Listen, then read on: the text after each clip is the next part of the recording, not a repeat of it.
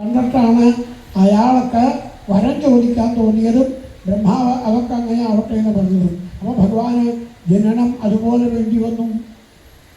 പ്രഹ്ലാദനോട് ഹിരണ്യകശിപു എവിടെ ഭഗവാൻ ചോദിച്ചപ്പോൾ സർവാത്മാ എല്ലാ ദിക്കിലും ഉണ്ടെന്നാണ് പറഞ്ഞത്. അപ്പം ചോദിക്കാൻ തോന്നിയല്ലോ തൂണിലെന്താ ഇല്ലാത്തതെന്ന്. അതെന്താ അച്ഛാ എല്ലാ ദിക്കിലും ഉണ്ടെന്ന് പറഞ്ഞാൽ തൂണിലുണ്ടല്ലോ ദൃശ്യതേ എന്നാ വാക്ക്. നിഷ്കളങ്കനായ കുട്ടി പ്രഹ്ലാദൻ കളവ് പറയില്ല എന്ന് ഹിരണ്യകശിപുവിനും അറിയാം. അപ്പം വിദഗ്ധ മാനസ്യ വിക്ഷിത ഓരോന്ന് പറയുക എന്ന് പറഞ്ഞുകൊണ്ടാണ് തൂണിനുണ്ട് അത്രേ. ഞെട്ടിയ ഹിരണ്യകശിപു തൂണ് ഇടിച്ച് തകർക്കുകയുണ്ടായത്. അപ്പോൾ ഭഗവാൻ പ്രഹ്ലാദൻ്റെ വാക്ക് സത്യമാക്കിക്കൊണ്ട് ഹിരണ്യകശിപുവിന് ബ്രഹ്മാവ് കൊടുത്ത വരങ്ങളൊക്കെ സത്യമാക്കാൻ പാകത്തിന് അവിടെ ഞങ്ങൾ അവതരിക്കുകയാണായത്. തൂണിൽ നിന്ന് ചാടി പുറത്തേക്ക് ചാടി വന്ന ഭഗവാൻ ഹിരണ്യകശിപുവിനെ പിടിക്കാൻ നോക്കുമ്പോൾ ഹിരണ്യകശിപു പിടികൊടുക്കാതെ ഭഗവാന്റെ മാറത്ത് ചവിട്ടി ഉയരുകയാണ്. ഭഗവാൻ പറഞ്ഞു, നീ എൻ്റെ ഹൃദയത്തിൽ തൊട്ടുകൂടോ? എൻ്റെ മാറിൽ ചവിട്ടിയിട്ടാണല്ലോ നീ പൊങ്ങിയത്. എങ്കിൽ നിന്നെ ഞാൻ മടിയിൽ കിടത്തി ഉമ്മ വെച്ചോളാം കേട്ടോ ഉണ്ണി.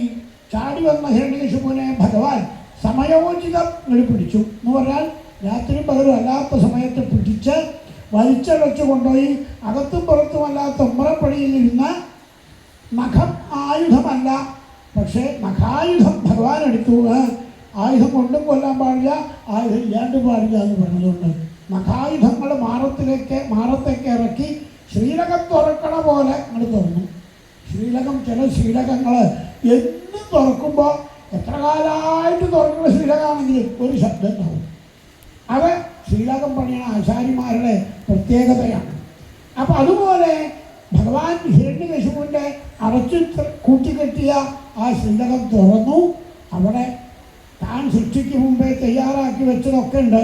അതൊക്കെ ഭഗവാൻ തിരിച്ചു വലിച്ചെടുത്തതോടെ ഹിരണ്യകശിപു ചത്തുമരച്ചു, കണ്ണു തുറിച്ചു, കണ്ണടച്ചു.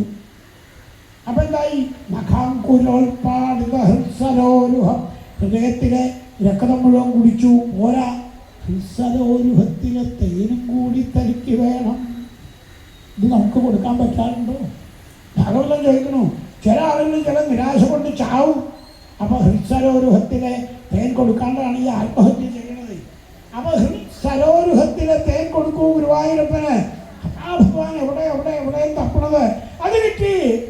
അതാണ് വലിച്ചെടുത്ത് കുടൽമാല എടുക്കുമ്പോൾ ഹൃത്സരോരുഹം എന്ന് പ്രത്യേകം പറഞ്ഞു. ഭഗവാൻ അതും എടുത്തു, ആസ്വദിച്ചു.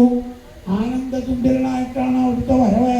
പക്ഷെ അവിടുത്തെ മുഖത്തേക്ക് നോക്കിയാൽ ക്രോധം കൊണ്ട് തിളക്കിയാണ്, കാട്ടുതീ കത്തുകയാണെന്നൊക്കെ തോന്നും. അത് പരിശോധിക്കാനാണ് ബ്രഹ്മാവ് വേഗം. സ്തുതിക്കാൻ പറ്റില്ല.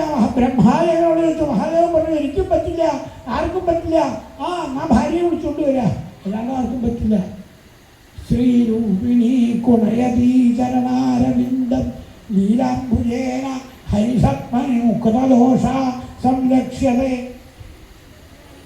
വൈകുണ്ഠത്തിൽ സകല ദിക്കിലും താമരപ്പൂ കൊണ്ട് കളിച്ച് നടക്കുകയാണ് മഹാറാണി എന്നുള്ള നിലയ്ക്ക്. അപ്പോൾ അവിടെ ഭഗവാൻ കവിത എഴുതിച്ചെന്താ ഭാഗവത്തിന്? മഹാലക്ഷ്മി കണ്ടാവ് വൈകുണ്ഠത്തിൽ അടിച്ചുവേണ്ടിക്കാരിയാണോ തോന്നുന്നത്? അല്ല, ഇനി മഹാലക്ഷ്മിയെ വർണ്ണിക്കുക. അതെ, വൈകുണ്ഠത്തിൻ്റെ മാന്യതയുടെ മുമ്പില്, യോഗ്യതയുടെ മുമ്പില് മഹാലക്ഷ്മി പോലും വെറും അടിച്ചേടിക്കാരിയെ പോലെ സമ്മാർജ്ജതീവ, ഭാഗവതം ഉപയോഗിച്ച വാക്കാണ്. അടിച്ചടിക്കാരിയെ പോലെ നടക്കണമെന്ന്. അതാണ് ആനന്ദം. ഇവിടെയുള്ള അടിച്ചടിക്കാരൻ്റെ ജോലിയെങ്കിലും ഭഗവാൻ എനിക്ക് തന്നൂലോ. തറവാട്ടമ്മ ഒരു ജോലി എടുക്കാൻ പാടില്ല, ഇവിടെയൊക്കെ നോക്കി ഇങ്ങനെ നടക്കുക. അതാണ് കൽപ്പന. അപ്പോൾ താമരപ്പൂവും ചുഴറ്റിക്കൊണ്ട് മഹാലക്ഷ്മി നടക്കണേ കണ്ടാൽ വൈകുണ്ഠത്തിൻ്റെ യോഗ്യതയുടെ മുമ്പിൽ തനിക്ക് ഭഗവതിയെ പോലെ വെറുതെ ലക്ഷ്മിയായിട്ട് നിൽക്കലല്ല, ഈ അടിച്ചടി ജോലിയെങ്കിലും ഭഗവാൻ തരട്ടെ എന്നും പ്രാർത്ഥിച്ചിട്ടുള്ളൂ. ആ ലക്ഷ്മി ഇപ്പോൾ വന്നു. നോക്കാനാവാതെ പകച്ച എല്ലാം മറന്ന് ഓടാൻ ഭാവിക്കാം.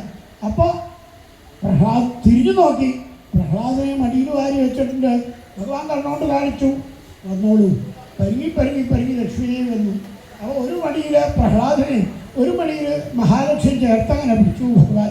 അതാണ് വളരെ പ്രസിദ്ധമായ വരികൾ. ലക്ഷ്മീ നൃസിംഹ മമ ദേഹി കരാവലംബം, ലക്ഷ്മീ നൃസിംഹ മമ ദേഹി കരാവലംബം.